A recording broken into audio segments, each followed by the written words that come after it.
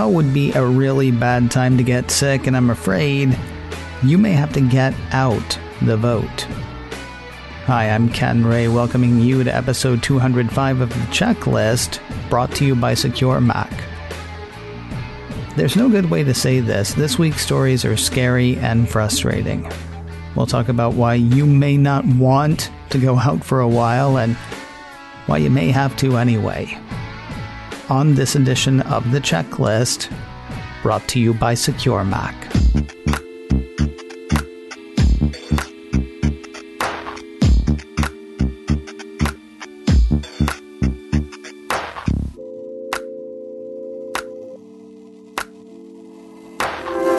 So your best defense against the problems presented in today's first story: don't get sick, wear a helmet. I don't care if you don't have a bike or a pair of skates. Seriously, wear a helmet.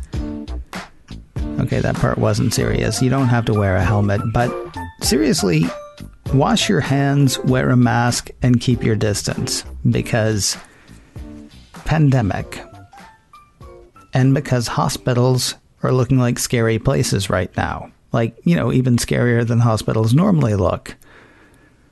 Engadget says U.S. federal authorities have issued a joint cybersecurity advisory warning hospitals and healthcare providers that they're in danger of being targeted by a ransomware attack. Now, what's incredibly sad is that in these hyper-partisan times, it's hard to know who to trust about what. Several years ago, if the FBI, the Department of Health and Human Services, and Homeland Security's Cybersecurity and Infrastructure Security Agency, if they'd all gotten together and said, hey, there's a problem, most of us would have taken it seriously. These days, while some people might take it seriously, others seem to see conspiracy in everything and might assume that this was a wheels within wheels thing. Independent reason to take this seriously. The folks at Krebs on Security say that they have been tracking the same thing since the start of this week. Quoting Krebs, on Monday, the 26th of October, Krebs on Security began following up on a tip from a reliable source that an aggressive Russian cybercriminal gang known for deploying ransomware was preparing to disrupt information technology systems at hundreds of hospitals, clinics, and medical care facilities across the U.S. A couple of days later, Wednesday, the 28th of October, Engadget says the officials I mentioned earlier, the FBI and the other guys, they said that they have received credible information of an increased and imminent cybercrime threat to the industry. So what does a successful attack on a hospital look like?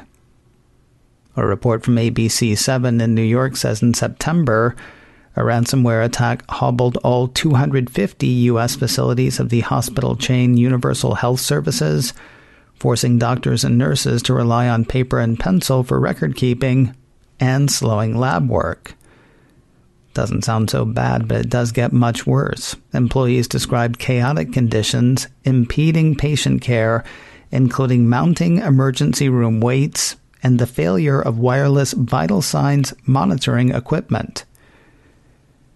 So, yeah, it's serious. And it's despicable. Engadget says Charles Carmichael from the security firm Mandiant identified the group behind the threats as Russian-speaking criminal gang UNC 1878. He called the group one of the most brazen, heartless, and disruptive threat actors he's ever seen, and said it's been deliberately targeting hospitals in the middle of a global pandemic. Coronavirus cases and deaths have been on the rise in the U.S., reaching record numbers these past few days. Wash your hands, wear a mask, keep your distance. Now, if you're interested in the nuts and bolts, or really the zeros and ones, the attackers are said by authorities to be using the TrickBot malware to deliver Ryuk ransomware to victims' networks. Engadget says Ryuk first appeared in 2018 and has become one of the most notorious ransomware since then. Just last month, it was used in the attack against Universal Health Services, forcing facilities to redirect patients to other hospitals. As ransomware is on the rise, the ransoms are rising as well. Folks hitting hospitals recently are said to be demanding $5 to $10 million in payment, or double the amount they used to ask just a few months ago. Meanwhile, the U.S. authorities who warned about this week's threat advise against paying the ransom. They say doing so may embolden adversaries to target additional organizations and encourage other criminal actors to engage in the distribution of ransomware. Instead, Engadget says they're encouraging healthcare providers to patch their systems as a precautionary measure or to contact the FBI and other authorities if their networks had already been infected.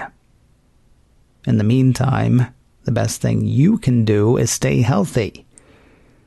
You know, little things like keeping your distance, wearing a mask, and washing your hands.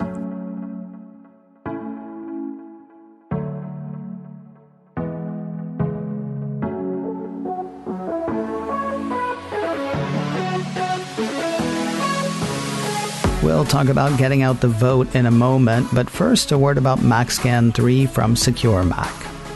Chances are you're doing more with your computer today than you were a few months ago, because we're all working from home and schooling from home. Isn't it fun? I'm not saying you're doing anything risky with your computer. I will say, though, now would be a terrible time for something to happen to it. I mean, any time would be a bad time for that, but now would be particularly bad, which is why you need a good anti-malware solution like MacScan 3. MacScan 3 is a great defense against malicious software attacks aimed at your Mac. It's developed by Secure Mac, trusted names in computer security and developers of exceptional security software for the Mac for over 20 years. MacScan 3 detects and removes Mac malware, catches keyloggers, removes tracking cookies, and provides full-range or targeted scanning, all without crowding up your hard drive or slowing down your machine. Sign up for a free 30-day trial today at securemac.com/MacScan. Then once you decide to buy for less. You can take a little off your subscription to MacScan 3 with offer code CHECKLIST. Try it out first. Watch it kick those tracking cookies to the curb. Then when you're ready to buy for less with offer code CHECKLIST at securemac.com/MacScan. Last week on the checklist, we talked about cybersecurity and the 2020 election. Somehow, I thought we had more time than we did. Or do. Election Day is next Tuesday, the 3rd of November. And if you haven't sent in your ballot yet or dropped it off in person is what you're going to have to do now. Anyway, that is most everybody's suggestion. I came across a piece from NPR that had election officials in many states saying it is now too late to mail in any mail-in ballots or absentee ballots. We're in the window now where they say people should either deliver their ballots by hand or vote in person. And if you think you've got time, that really is gambling with your vote. NPR says state rules differ about how late ballots can be received and still count. Absentee ballots must be received on Election Day in more than 24 states, including a handful of key swing states like Arizona, Florida, Georgia, Michigan, and Wisconsin. Not only do the rules differ, but mail delivery, well, it's been kind of hinky for the last little bit. With the end of voting now less than a week away, NPR says election officials and many state officials say there is no longer enough time to ensure ballots sent through the mail will be delivered in time, especially given service delays with the U.S. Postal Service. Additionally, some concerned parties are bringing lawsuits trying to shorten the amount of time after Election Day that ballots can be received and counted. All of which is to say it is too late to put it in the mail. David Feynman, chair of the Nonpartisan Fair Election Center and a former chair of the United States Postal Service Board of Governors, says voters who have not mailed the ballot as of this date should not mail their ballots and should find another means to vote. But you've got this ballot. It's too late to mail it in, so what do you do with it? NPR says for voters who have requested an absentee ballot but haven't returned it yet, experts say the best option is to deliver a completed absentee ballot to their local election clerk or an official drop box if available. Personally, I did the drop box thing, and it was fantastic. No people. I didn't have to touch anything except my ballot. And I've actually gotten an email notice from my state that my ballot has been received and that my vote will be counted. Not every state is as user-friendly, but that's how it worked out for me. If voters decide they want to vote in person, NPR says experts say they should bring their blank absentee ballot with them, as they may be able to submit their completed absentee ballot at the polls. Voters may also be able to turn over the blank absentee ballot, then cast their vote in a traditional voting booth. There is also a chance that you'll be given a provisional ballot instead. The piece says those ballots will be counted once clerks can verify the voter did not also return their absentee ballot. In the past, there have been problems with precincts not having enough provisional ballots on hand.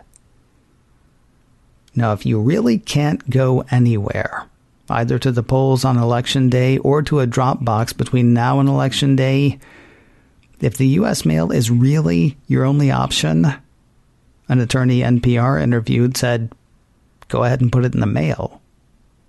Otherwise, you're not even trying.